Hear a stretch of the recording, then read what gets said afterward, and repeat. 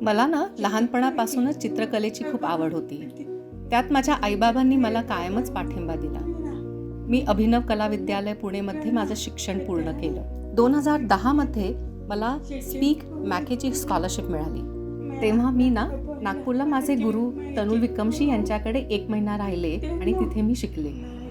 माझ्या टीममध्ये 3 डेफ आर्टिस्ट आहेत आणि पुण्यातल्या वेगवेगळ्या प्रदर्शनांमध्ये आम्ही भाग घेतो.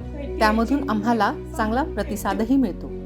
मी माझा डिस्प्ले स्टुडिओ आणि वर्कशॉपही बनवला आहे आणि आम्ही तयार केलेल्या वस्तू कॉर्पोरेट गिफ्ट्स म्हणून वापरता येतात. असे अनेक डेफ आर्टिस्ट आहेत. त्यांच्या आणि बिझनेस कम्युनिटीच्या मदतीने आम्हाला व्यवसाय अजून वाढवता येईल असं मला वाटतं.